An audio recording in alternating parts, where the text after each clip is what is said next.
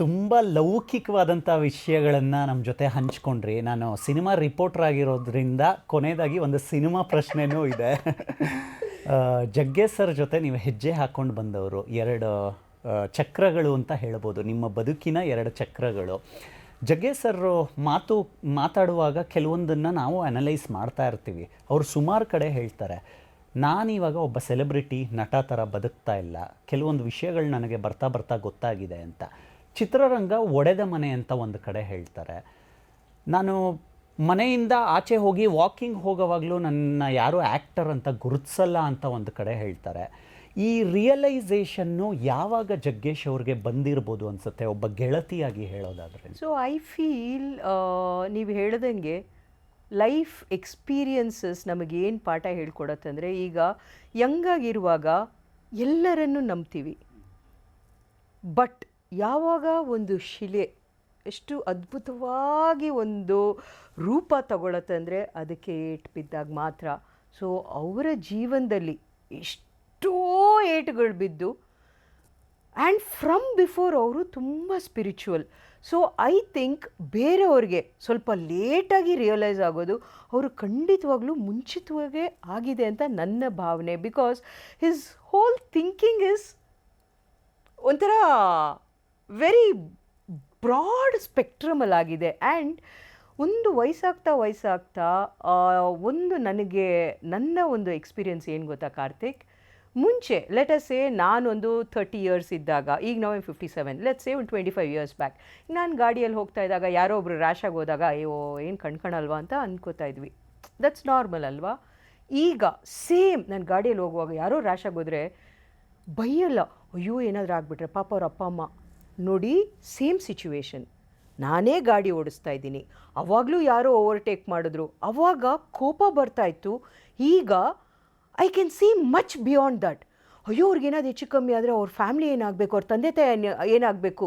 Same ಸಿಚುವೇಶನ್ಗೆ ಜೀವನ ಇಷ್ಟು ಚೆನ್ನಾಗಿ ನಮಗೆ ಒಂದು ಬ್ರಾಡ್ ಸ್ಪೆಕ್ಟ್ರಮಲ್ಲಿ ಪಾಠ ಹೇಳ್ಕೊಡತ್ತಂದರೆ, ಅದಕ್ಕೆ ಹೇಳೋದು ವಯಸ್ಸಾಗ್ತಾ the way we see the things completely change ಆಗುತ್ತೆ ಅಂತ. ಸೊ ಎಷ್ಟರ ಮಟ್ಟಕ್ಕೆ ಈಗ ನಾನು 57 yearsಗೆ ಬಂದಾಗ ನನಗೇನು ಅನುಭವಗಳಿದೆಯೋ, ನಾನೇನು ಹಂಚ್ಕೋತಾ ಇದ್ದೀನೋ, ಯು ಆರ್ ಯಂಗ್, ಇದರಿಂದ ನೀವು ಅಬ್ಸಾರ್ಬ್ ಮಾಡಿ ನೀವು ಈಗಲೇ ನಿಮ್ಮ ಜೀವನದಲ್ಲಿ ಹಾಕ್ಕೊಂಡ್ರೆ ನೀವು ನಮ್ಮ ಏಜಿಗೆ ಬರೋಷ್ಟೊತ್ತಿಗೆ ಇನ್ನೆಷ್ಟು ಬೆಟ್ರ್ ಇರ್ತೀರ. ಸೊ ಯಾರೇ ಏನೇ ಹೇಳಲಿ, ನಿಮ್ಮ ಜೀವನಕ್ಕೆ ಅದು ಒಳ್ಳೇದು ಅನಿಸಿದ್ರೆ please absorb, be like a sponge. ಒಂದು ಸ್ಪಾಂಜ್ ಇದ್ದಂಗಿದೆ. Don't become like one hard rock. ಏನೇ ಬಿದ್ದರೂ ಅಯ್ಯೋ ಅಂತ ಸಿನಿಕಲ್ ಆಗಬೇಡಿ ಲೈಫಲ್ಲಿ. ಎಲ್ಲದರಲ್ಲೂ ಒಂದು ಸಂತೋಷ ಹುಡುಕಿ, ಒಂದು ಮಗುವಿನ ಮನಸ್ಸಿಟ್ಕೊಳ್ಳಿ. You should see my video where I am getting the award. ಆವಾಗ ಗೊತ್ತಾಗಲ್ಲ, ಆಮೇಲೆ ವಿಡಿಯೋ ನೋಡಿ ಅಬ್ಬಬ್ಬಬ್ಬಬ್ಬ ಎಲ್ಲ 32 teeth ಕಾಣ್ತಾ ಇದೆ. ಆ ಖುಷಿ ಇದು, ಯಾಕೆಂದರೆ ಐ ಎಂಜಾಯ್ ಒಂದು ಮಕ್ಕಳಲ್ಲಿ ಇರೋವಂಥದ್ದು something small I do also. ಇಷ್ಟು ಖುಷಿ ಗೊತ್ತಾ ಕಾರ್ತಿಕ್? ಅದು ಬಿಟ್ಬಿಟ್ಟು ಅಯ್ಯೋ ಏನಿವಾಗ ಆಯಿತು ಬಿಡು ಅಂದರೆ ಹಂಗೆ ಅನಿಸುತ್ತೆ. ಸೊ ವಿತ್ ಎವ್ರಿಥಿಂಗ್ ಒಂದು ಮಗುವಿನ ಮನಸ್ಸಿಟ್ಕೊಳ್ಳಿ.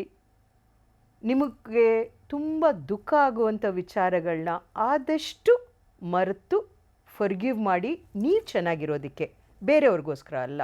ಮರೆತು ನಿಮಗೆ ತುಂಬ ಸಂತೋಷ ಕೊಡೋ ವಿಚಾರಗಳನ್ನ ಯಥೇಚ್ಛವಾಗಿ ನೆನೆಸ್ಕೊಳ್ಳಿ. ಮತ್ತು ನಮ್ಮ mind is very difficult to remember. ಅದಕ್ಕೆ ನಾನು ಫಿಸಿಕಲ್ ಆಗಿ ನಮ್ಮ ಆಫೀಸ್ದು ನಾನು ಒಂದು ವಿಡಿಯೋ ಕಳಿಸಿದ್ರೆ, ನನ್ನ ಆಫೀಸಲ್ಲಿ ಒಂದು 1000 ಐಟಮ್ಸ್ ಇದ್ದರೆ ಪ್ರತಿ ಐಟಮ್ಗೂ ಒಂದು ಸ್ಟೋರಿ ಇರುತ್ತೆ, ಒಂದು ಪುಟಾಣಿದು ಏನೋ ಇರುತ್ತೆ. ಇದು ಇವ್ರು ಕೊಟ್ಟರು, ಇದಕ್ಕೆ ಕೊಟ್ಟರು, ಇದಕ್ಕೆ ಕೊಟ್ಟರು, ಇದು ಗುರು ಅವಾಗ ಬರ್ಕೊಟ್ಟ, ಇದು ನನ್ನ 18th ಬರ್ತ್ಡೇ ಇದ್ದಾಗ ಕೈಯಲ್ಲಿ ಒಂದು ಫ್ಲವರ್ ಮಾಡಿ ಕೊಟ್ಟಿದ್ದ, ಇವತ್ತಿಗೂ ಇರುತ್ತೆ. ನಾನು ಇದೊಂದು ಸೂಪರ್ ಪಾಯಿಂಟರ್ ಹೇಳ್ಬಿಟ್ಟು ವಿ ಕ್ಯಾನ್ ಫಿನಿಶ್. ಒಂದಿಷ್ಟು ದೊಡ್ಡ ಪೆಟ್ಟಿಗೆ ಇಟ್ಕೊಂಡಿದ್ದೀನಿ ಆಯಿತಾ. ಅವತ್ತಿಂದ ಇವತ್ತುವರೆಗೂ ಕೊಟ್ಟಿರೋ ಅಂಥ ಗ್ರೀಟಿಂಗ್ ಕಾರ್ಡ್ಸ್ ಇರ್ಬೋದು, ಮನೆಯವ್ರು ಕೊಟ್ಟಿರೋ ಲೆಟ್ರ್ ಇರ್ಬೋದು. ಫಸ್ಟ್ ಚಾಕ್ಲೇಟ್ ಪೇಪರ್ ಕೊಟ್ಟಿದ್ರು, ಆಯಿತು 42 ವರ್ಷ ಚಾಕ್ಲೇಟ್ ಪೇಪರ್ ಇಟ್ಕೊಂಡಿದ್ದೀನಿ. ಸೊ ಒಳ್ಳೆ ಇದು ಇಷ್ಟು ರಾಶಿ ಇಟ್ಕೊಂಡಿದ್ದೀನಿ, ಖಜಾನೆ. ಎಸ್. ಆ್ಯಂಡ್ ಈಗಲ್ಲ ಅಟ್ಲೀಸ್ಟ್ ಒಂದು 10-15 ವರ್ಷದಿಂದ ಜಾಸ್ತಿ ಏನಾದರೂ ಕಿತ್ತಾಡಿದಾಗ ಹೇಳಕ್ಕೆ ಯಾರಿರ್ತಾರೆ, ನಾನು ಹೋಗ್ತೀನಿ ಅಂದ್ಬಿಟ್ಟು ಹೋಗು ಅನ್ನೋರು. ಹೋಗು ಅಂದರೆ ಏನು, ಎಲ್ಲರೂ ಬಟ್ಟೆ ಎತ್ಕೋತಾರೆ, ಸರ್ಟಿಫಿಕೇಟ್ ಎತ್ಕೊತಾರೆ. ನಾನು ಹೋಗಿ ಈ ಸೂಟ್ ಕೇಸ್ ಎತ್ಕೋತಾ ಇದ್ದೆ. ಕರೆದ್ಬಿಟ್ಟು ಗುರುಗೆ, ನಿಮ್ಮಮ್ಮ ಬದುಕ್ತಾಳ ಕಣೋ, ಏನು ಎತ್ಕೊಂಡು ಹೋಗ್ತಾ ಇದ್ದಾಳೆ ನೋಡು, ಹಾಂ ಹೋಗ್ತೀನಿ ಅಂದ್ಬಿಟ್ಟು ಈ ಗ್ರೀಟಿಂಗ್ ಕಾರ್ಡ್ಗಳನ್ನ ಒತ್ಕೊಂಡು ಹೋಗ್ತಾ ಇದ್ದಾಳೆ. ಆ ಮಟ್ಟಕ್ಕೆ ನನ್ನ ಪ್ರಕಾರ ಸಿಹಿ ನೆನಪುಗಳು ಮಾತ್ರ ನಮ್ಮ ಜೊತೆ ಇರಬೇಕು.